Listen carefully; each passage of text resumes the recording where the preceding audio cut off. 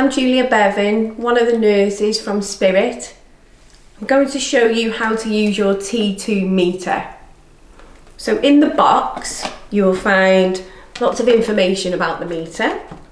In the pack you'll get a lancing device, the meter. You'll also get 10 test strips and 10 lancets. If you need some more test strips and lancets, you can get these on prescription from your GP practice. So first of all, if you start off by washing your hands with some nice warm soapy water, and then make sure you dry them properly. I'm going to show you how to use the lancing device. It's best not to use these two fingers on your thumb, so only use these fingers. If you can, if your skin is a bit thin on your little finger, just use your middle fingers and your ring fingers. And we always say to do it at the side of your finger rather than the pads of your finger, just because you've got loads of nerve endings and it can become very sensitive, and over time it can become numb. So if you do it to the side, it does hurt less as well. This is the lancing pen. So if you twist it off at the grey piece, just remember that it all twists. Now if you pop a lancet in, now these are for single use, so you should change them each time you do a check. If you just carefully twist, pull it upright, try not to bend the needle, and then you'll expose the needle. Just twist the cap back on. The top piece, if you see the numbers, that is the depth of the needle. So the bigger the number, the deeper it goes. So don't start off on number 7. 2 or 3 is normally average. I'll pop it on number 2. Then if you pull it back at the bottom, it will go red in the window. So you can see that it's ready to use. Just pop that to the side. The test strips, they're called TEE2, and they just look like this. That's the back of the test strip. That's the front of the test strip. The barcode piece just goes into the bottom of the meter.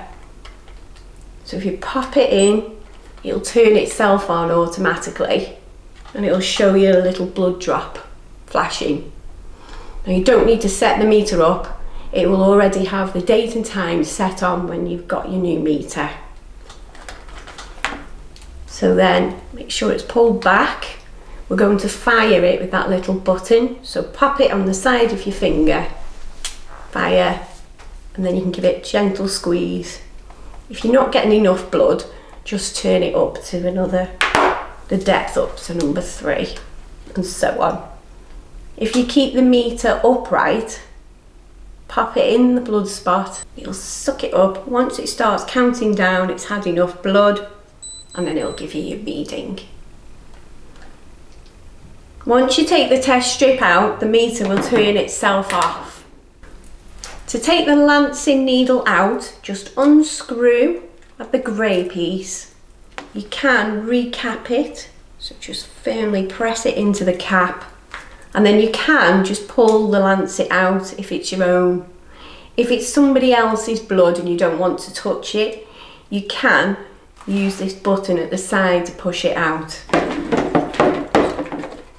So if you pull the bottom piece and then just slide the lancet out into the yellow sharps bin and screw it back on. Now the meter does store up to 1,000 tests in the memory. It'll knock the old one off and then it'll just carry on uploading them automatically.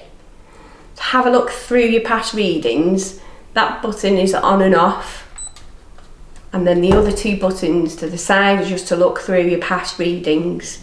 So if you press the downward arrow, that will take you back through all your past readings with the date and time at the bottom. If you go up, it will take you back to the beginning. It will then go on to averages. So you've got 1, 7, 14, 30 and 90 days average. And then just turn the meter off. If you need any batteries, they just go in the back of the meter. Or if you need someone just to go through the meter, you're unsure about something, then just ring this 0800 number and they will post you out batteries the next day for free, or they will talk you through whatever it is you're unsure about. Okay, thank you.